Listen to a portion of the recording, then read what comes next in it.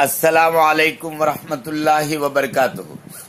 ناظرین کرام، آپ تمام محبوں کا الخیر ٹرسٹ CGM چینل میں خیر مقدم ہے، اور آج کی ہماری گفتگو کا عنوان ہے نواسے رسول صلی اللہ علیہ وسلم کربلا میں۔ ایک ربائی صفیہ ناز صابری کی سماعت فرمائیں۔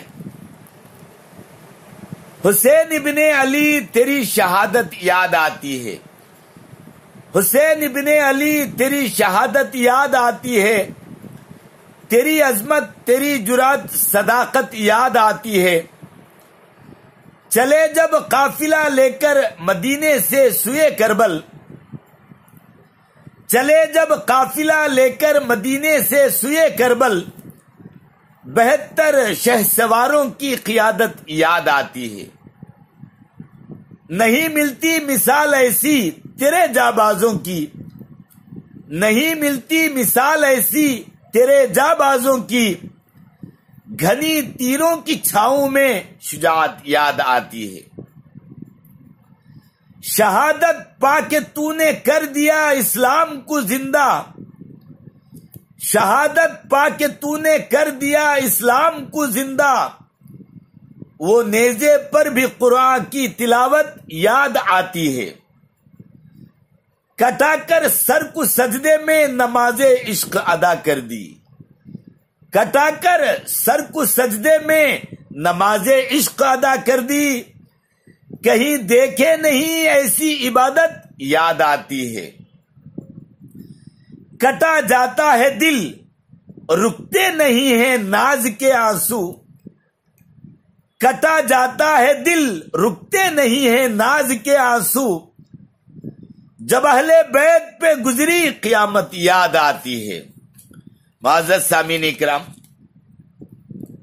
9 محرم الحرام کا دن ختم ہوا، جس کے واقعات کو آپ نے سنا ہے۔ اب 10ویں محرم کی رات شروع ہو رہی ہے۔ اہل بیت کرام نے عبادت و ریاضت، تسبیح و تحلیل، ذکر و فکر اور تلاوت قرآن پاک میں گزاری۔ تہجد کا وقت ہوا تو امام حسین رضی اللہ تعالی عنہ نے تہجد کی نماز ادا فرمائے۔ پھر طلوع فجر کے وقت حضرت علی اکبر رضی اللہ تعالی عنہ نے اذان دی، اور نواسے رسول علی کا دلبر فاطمہ کا لال امام حسین رضی اللہ تعالی عنہ نے امامت فرمائی۔ تمام حق پرستوں نے آپ کی اقتداء میں نماز پڑھی۔ سامنے یزیدی فوج کی تلواریں چمک رہی ہیں، اور ادھر نماز عشق ادا ہو رہی ہے۔ جب حق پرستوں نے فجر کی نماز پڑھ لی، لشکر یزید کی طرف سے جنگ کا نعرہ بجا دیا گیا۔ امام حسین رضی اللہ تعالی عنہ اتمام حجت کے طور پر میدان جنگ میں تشریف لے گئے اور فرمایا، اے بدبختو ظالموں، تم کس کے جگر پارے کے خون کے پیاسے ہو رہے ہو؟ تم کس کے ساتھ جنگ کرنا چاہتے ہو؟ جانتے ہو میں اس رسول کا نواسا ہوں جس کا تم کلمہ پڑھتے ہو۔ مجھ کو رسول اللہ صلی اللہ علیہ وسلم نے اپنا بیٹا کہا ہے، اور جس کے امتی ہونے کا تم دعویٰ کرتے ہو، میں اس ماں کا بیٹا ہوں جس کو رسول اللہ صلی اللہ علیہ وسلم نے اپنے جگر کا ٹکڑا کہا ہے، اور سیدہ نساء العالمین فرمایا ہے۔ جانتے ہو میں کس کا بیٹا ہوں؟ شیر خدا علی مرتضی کا فرزند دلبند ہوں، جس کو دنیا روحانی پیشوا مانتی ہے۔ ہاں، میں وہی حسین ہوں جس کو رسول اللہ صلی اللہ علیہ وسلم نے اپنی خوشبو فرمایا تھا۔ ہاں ہاں، میں وہی حسین ہوں جس کو تم نے کئی خطوط لکھے۔ اب ہم تمہاری درخواست پر یہاں آ گئے ہیں، تو کیا یہی میزبانی کا حق ہے جو تم ادا کر رہے ہو؟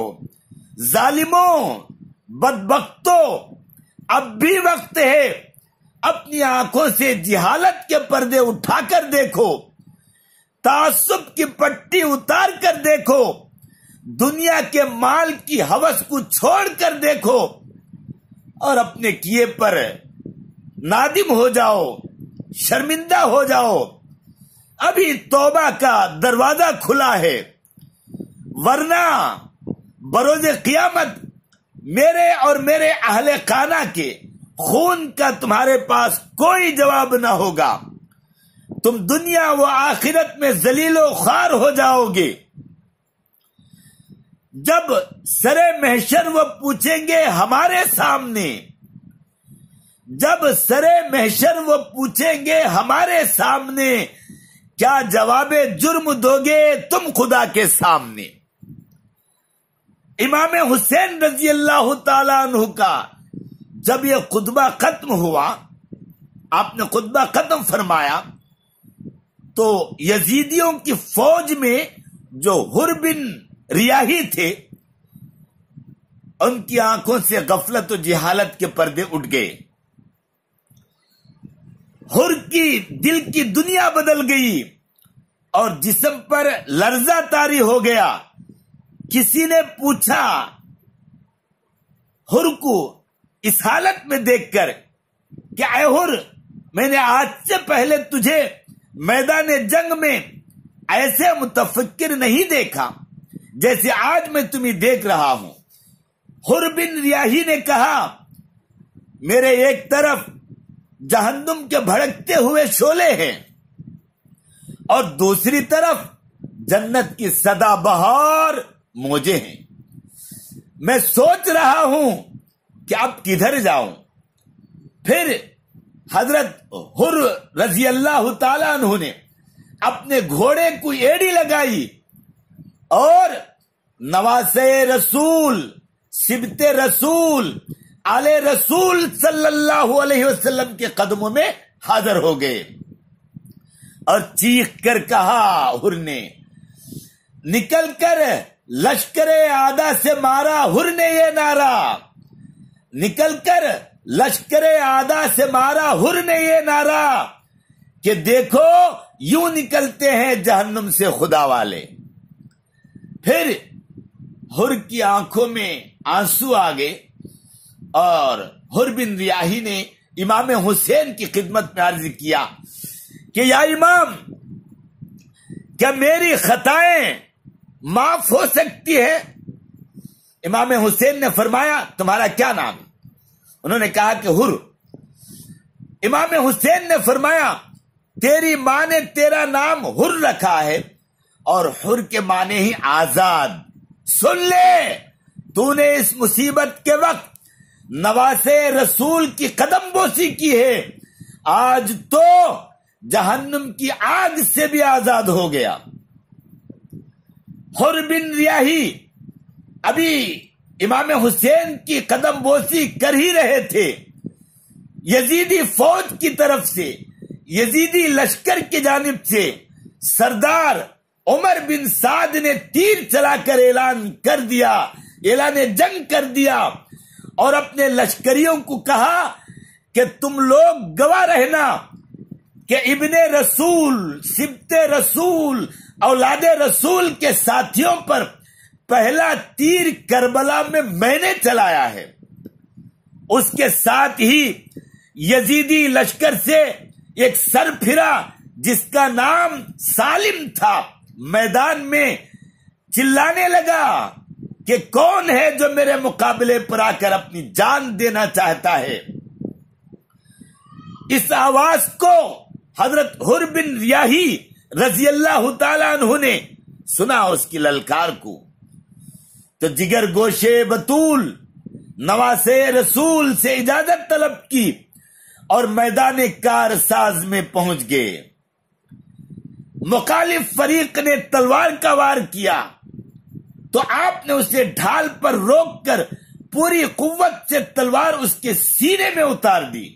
اس کے بعد یزیدی لشکر سے کئی لوگ آئے حضرت حر بن ریاحی کے مقابلے میں، اور حضرت حر بن ریاحی رضی اللہ تعالیٰ عنہ ان کا مردانہ وار مقابلہ کرتے رہے، اور کئی یزیدیوں کو، لعنتیوں کو واصل جہنم کرتے رہے۔